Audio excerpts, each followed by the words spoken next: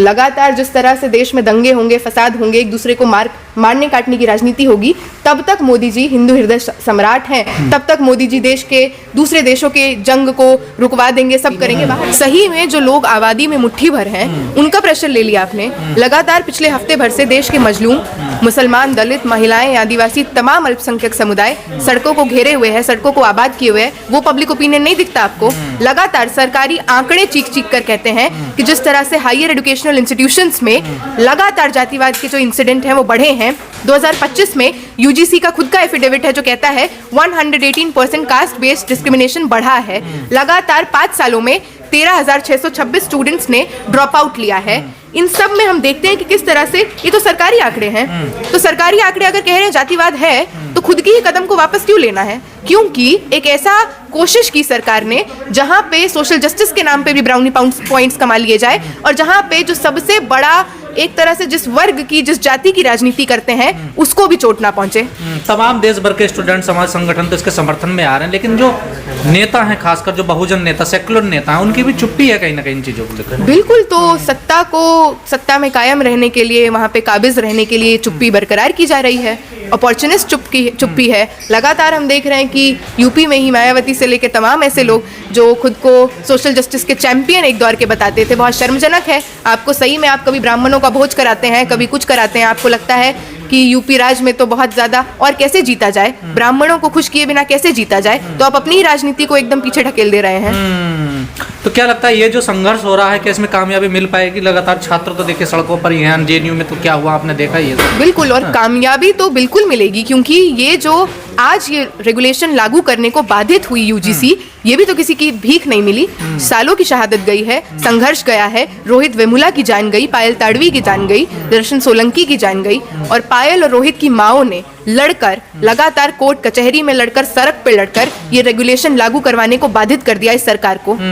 तो क्या ये सरकार इस पे कुछ करेगी? क्योंकि सेशन भी चल रहा है, कुछ लगता है आपको, उम्मीद है या सरकार ने फिर गोल गोल कर दी सारी चीजें? नहीं, गोल गोल तो करने का काम ही है इस सरकार का। जब देश में रोजगार, महंगाई, शिक्षा पर सवाल उबलने लगे, तो कभी मंदिर मस्जिद करा दीजिए, कभी जाति पाति करा दीजिए, पर हम लोग भी जानते हैं कि बार बार लड़के ही इनसे अपने हक अधिकार छीनने होंगे। तो आप देखिए, देश भर में इलाहाबाद यूनिवर्सिटी हो, दिल्ली विश्वविद्यालय हो, जेएनयू हो, अलग अलग इंस्टीट्यूशंस में लोग लगातार हजारों की संख्या में इस बिल के समर्थन में आ रहे हैं। इस बिल से दिक्कत क्यों है इतनी सबल क्लास को? बिल्कुल अंदर की बौखलाहट है, जातिवादी बौखलाहट है, अंदर की सुखबकाहट ही बोल रही है, चीख चीख कर कि अच्छा, अब हम अपनी क्लास में बैठेंगे और कोई एससी, एसटी, ओबीसी समुदाय का व्यक्ति होगा तो उसको हम कुछ भी नहीं बोल सकते। जाति सूचक शब्दों का प्रयोग करना क्या अब गलत माना जाएगा? किस तरह से इन जनरल हमारे इंस्टीट्यूशंस में एवरीडे लेवल पे जातिवाद जिस तरह से निहित है, किन शब्दों का चयन करते हैं। टीचर सरनेम देख के वाइवा में नंबर देगा, टीचर सरनेम देख के क्लास में नंबर देगा, अटेंडेंस मिल जाएगा, क्लास नहीं भी आओगे लेकिन एक पर्टिकुलर क्लास से हो, कास्ट से हो,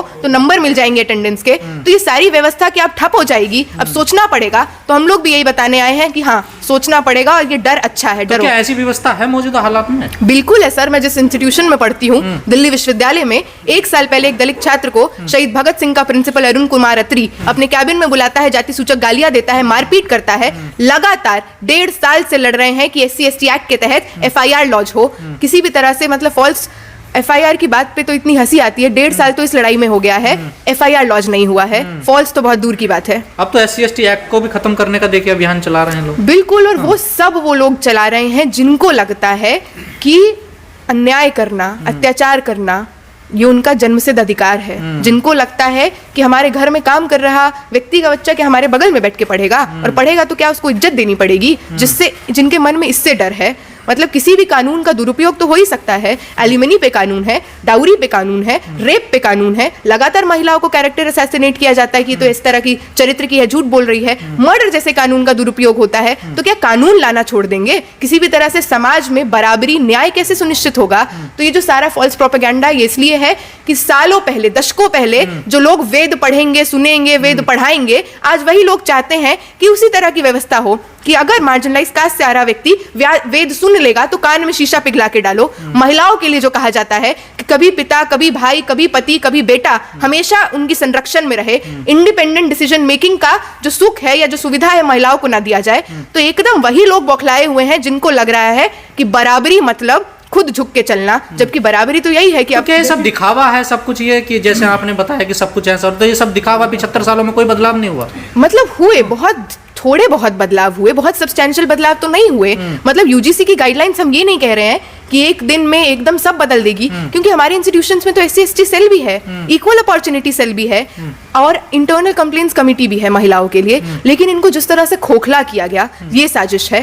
कहने को तो देश में संविधान भी है, संविधान में निहित तमाम मूल्य हैं, तमाम कानून हैं, तो ऐसा थोड़ी है कि कास्ट बेस्ड एट्रोसिटी नहीं होता। जिनके मानसिक में भरा हुआ वो कैसे निकलेगा? आज भी कहते हैं कि जूती को सर पे नहीं रखा जाता है, SC/ST OBC को जूती बताया जाता है, जूती बताया जा रहा है, गधे को घोड़ा बना देंगे कहा जा रहा है। मतलब इस तरह की जाति सूचक शब्दों का इस्तेमाल किया जा रहा है। बड़े बड़े पत्रकार टेलीविजन पे कह रहे हैं कि ठाकुर और ब्राह्मणों की जीत हो गई। बहुत शर्मजनक है। और क्या यही बातें इस बात की गवाही नहीं देती कि यूजीसी के कानूनों की कितनी सख्त जरूरत है इस देश को?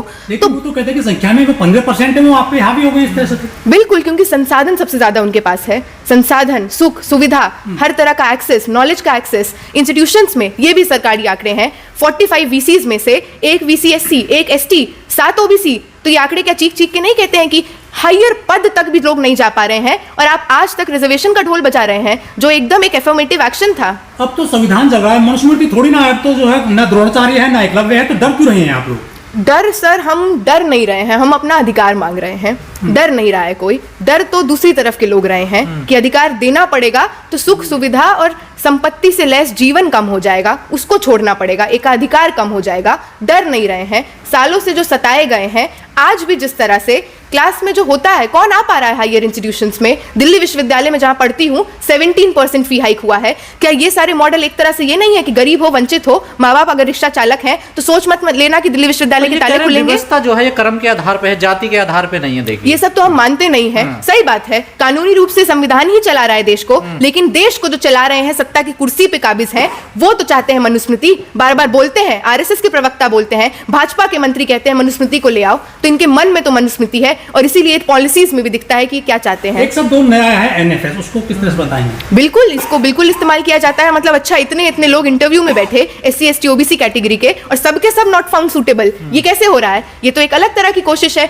कि अच्छा यहाँ तक पहुंच भी गए, काबिल भी हो गए, नेट क्वालिफाई कर लिए, JRF निकाल लिए, इंटरव्यू तक आ गए, अब इनको कैसे निकाले? अरे इनमें तो अकल ही नहीं है, ये तो सूटेबल ही नहीं है, ऐसे निकाल दो। तो बिल्कुल ये भी कास्ट सिस्टम का एक बड़ा रूप है। लेकिन जज साहब ने तो कहा था कि जातियों में आपस में शादियां हो रही हैं, जातिवाद कम भी हो रहा है। इंटरकास्ट शादी की बात कर रहे हैं जज साहब। बिल्कुल, शादियां हो रही हैं। उन शादियों के बाद ऑनर किलिंग तो जज साहब को लगता है आंकड़े दिखते नहीं हैं। उन शादियों के अराउंड हम देखते हैं जिस तरह का एंजाइटी समाज में आज भी है। मतलब बहुत स्पष्ट बात है, इतने छोटे से छोटे रूप में भी जातिवाद होता है। हॉस्टल के मेस में कौन कहाँ बैठेगा, क्लास में कौन कैसे बैठेगा, क्लास में सवाल पूछने की हिम्मत कौन कर पाएगा, मास्टर किससे पूछेगा कि समझ आया कि नहीं। लगातार नई शिक्षा नीति लागू होने के बाद हमारे इंस्टीट्यूशंस में 45% मार्क्स टीचर्स के हाथ में है।